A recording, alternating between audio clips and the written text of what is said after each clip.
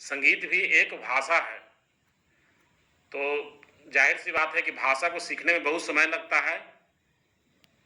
एक बच्चा जन्म लेता है तो कितने वर्षों में वो भाषा को सीखता है। तो उसी प्रकार सीखने का प्रक्रिया भी संगीत में भी है। तो टाइम कंज्यूमिंग वर्क तो है, क्योंकि इसमें समय बहुत लगता है और इसको सीखने के लिए गुरु विद्या इसको कहा गया है। गुरु विद्या का मतलब कि इस ज्ञान को गुरु के पास जाकर ही सीखा जा सकता है। लेकिन फिर भी हम प्रयास कर रहे हैं कि इस आधुनिक युग में, ऑनलाइन के युग में, घर बैठे लोगों को कुछ बेसिक समझ संगीत के बारे में हो, इसी का हम प्रयास कर रहे हैं।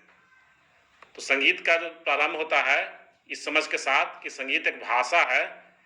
तो भाषा जब है तो जाहिर सी बात है कि भाषा में क्या होता है, भाषा में अक्षर होता है, उच्चारण होता है, भाषा की लिपि होती है। तो इसमें भी लिपि है। भाषा में आवाज होती है।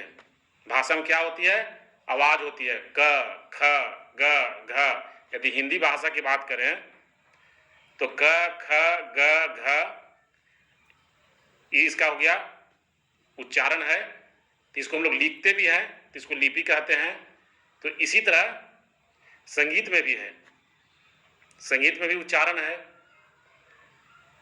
सा रे ग म प ध नी सा, ते उच्चारण बोल हो गया।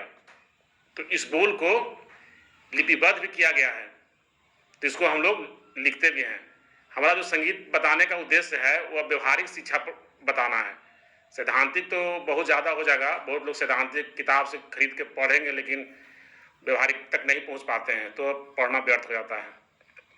तो मेरा जो मुख्य उद्देश्य है कि हारमोनियम बजाना, ढोलक बजाना, ये सब बेसिक लेवल पर बताएंगे। तो संगीत बतला रहे हैं कि संगीत एक भाषा है।